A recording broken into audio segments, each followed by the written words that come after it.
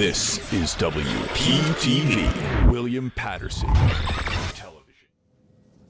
Welcome back to the desk. Spring training in the MLB has started, and here to break down everything from the diamond is Cole Jarvis, Matt Goldman, David Gordon, and Matt Jinks. Major League Baseball spring training games are right around the corner. All teams reported to camp last week. David, I'll go to you first. What team's most polarizing heading into camp? I got to give it to the Dodgers, man. They got 3 Japanese phenoms, Sasaki, Yamamoto, Shohei. That could be a problem when you face them in that rotation, man. And their bullpen is stacked, and they even got even more stacked with Tanner Scott. They're going to be a team that no one wants to face. Yeah, the Dodgers look like the real deal heading into camp. Jinx, I'll go over to you. Give me the Texas Rangers. They went from winning the World Series to missing the playoffs. They made some great additions this offseason. They signed Jock Peterson, and they developed their bullpen. They signed Chris Martin, Toby Miller, Jacob Webb, and Sean Armstrong. And with a really weak division, they have a chance to win it this year. Cole? Yeah, I mean, I think the New York Mets, to be honest, they're the most polarizing team. Listen, they signed Juan Soto, the $800 million man. A.J. Minter came over from the Braves. They're essentially a even better team than what they were last year, and that was a storybook year for the Mets. So just seeing the Mets get better this offseason and seeing Steve Cohen spend the money that the fans have been begging him to spend, I know it's pretty exciting spring training that they're going to have. Yeah, it's going to be like it's going to be a championship or bust year for the New York Mets, in my opinion, but they look for sure polarizing heading into camp. Goalie, I'll go to you. I'm going to be the Kansas City Royals. They jumped their win total by 30 last season, and they're going to be the best team in the AL Central by a wide margin, in my opinion. Sorry, Cleveland. Bobby Witt Jr. is entering his prime. He's a top 5 player in baseball, and they have a ton of key contributors all around with Pasquantino, Sal Perez, Carlos Estevez. I mean, Jonathan India comes over. I expect this team to be the number 2 team in the AL this season. Yeah, they look like the real deal, like the Dodgers. With spring training getting started, a lot of new faces and invites will be able to showcase their skills this spring. Matt, I'll go over to you. Who is one guy that is able to showcase their skills? Give me Washington Nationals outfielder Dylan Cruz. I mean, he was picked due to his elite hitting. He was the number 2 overall pick in 2023. His strikeout to walk ratio at LSU was elite. He's the perfect combo of height and speed. His ceiling, he'd be a multi-time All-Star, potentially an MVP. He's that first piece that could bring Washington back to their 2019 form. Yeah, David, I'll go over to you. Who is someone that can raise eyebrows? I'm going to go with Spencer Jones. Last year, coming off a great year in AAA, 17 home runs, 78 RBIs, and a .259 batting average. He could possibly be that potential backup outfielder for the Yankees if he has a good spring training. And just for example, if Judge gets hurt or Dominguez struggles, he could potentially fill that starting role in the absence of them. Jinx, I know where you're going, but talk to me about who can raise some eyebrows. Give me Jason Dominguez. This is his breakout year. He showed us in 2023 the power he has in his 30 ABs, slugged .677 with a .980 OPS. Last year he was dealing with injuries, but I'm expecting him to earn his spot in the spring training and break out in the regular season. Cole, talk to me about your guy. The Mets have a vacancy at second base, and Luis Angel Acuna, brother of Ronald Acuna Jr., who is one of the most polarizing players in the MLB this season, is going to have an opportunity to fill it. In 39 games this season, I know that those stats say his minor league stuff, but 39 games this season, he's batting .308. He's got 3 home runs, and he's got a .966 OPS. For a young kid like that, 22-year-old, the sky's the limit. Yeah, for that kid, it is the limit. Off-season acquisitions are just about done in the MLB. A lot of old faces are in new places. Cole, who is someone that you're looking forward to seeing in the new uniform this season? Yeah, Anthony Santander. He really piques my interest. He's coming over from a different team in the AL East, the Baltimore Orioles, going up to Toronto. He's flying north. And, he had a great season last year. 44 home runs, .235 batting average, 102 RBIs. And he had a nice OPS at .814.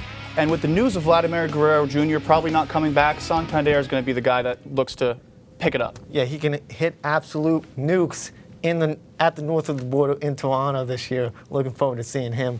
Goalie, talk to me about your guy. I mean, it has to be Juan Soto. He's the biggest name on the market. 15 years, over $760 million. Batting .288 last year, 41 home runs, over 110 RBIs. and the OPS of 989. I mean, he's a Hall of Fame caliber player. Only 26 when the season starts. He's a clutch ball performer. He's one of the Kings of New York right now. Yeah, the Mets looked good if they didn't get Juan Soto, but now that they have Juan Soto, it's absolutely elite. Could win a World Series. Yeah, they could win a World Series.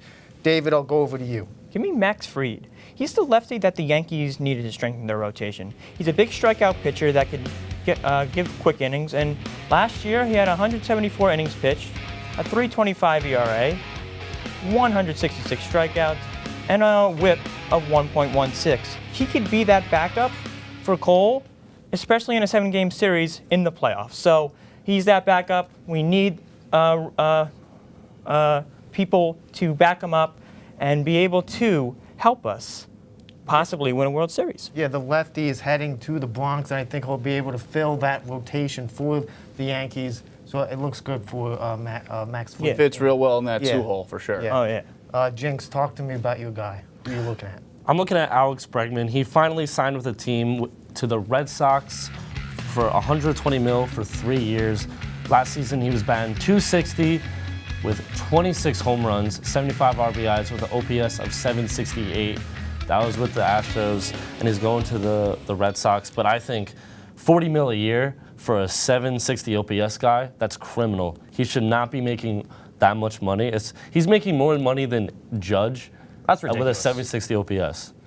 I just think that's insane. Mm-hmm. I mean, he's no longer a cheater. Listen, ever since the trash cans went away, he just hasn't been as good. Yeah. I mean, it's got to be a little disheartening as a Yankee fan for you to see Alex Bregman going to the Red Sox, but, you know, he's going to the Red Sox, so it is what it is. So, anyway, let's have a little fun, fellas. The 2025 MLB season is in its very early stages. Therefore, let's make our way too early World Series predictions. Who am I going to first? I'll go to Jinx.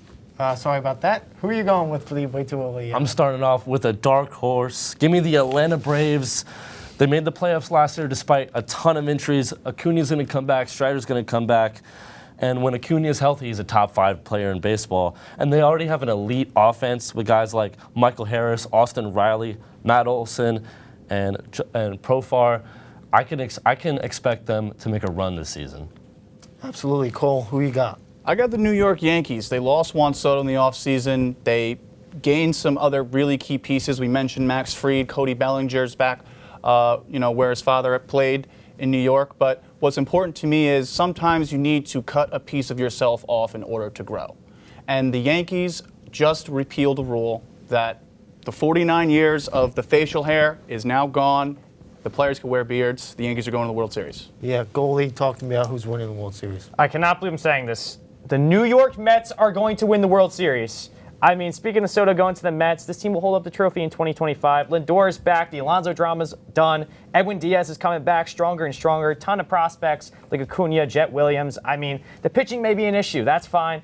But the Steve Cohen and David Stearns experience is on. Yeah, goalie, I'll have to cut you off there, but the New York Mets look like the real deal. David, finish us off. Who's winning the World Series? I'd love to give it to my Yankees, but I got to give it to the Dodgers. They're the defending champs, and they're hungry for another one.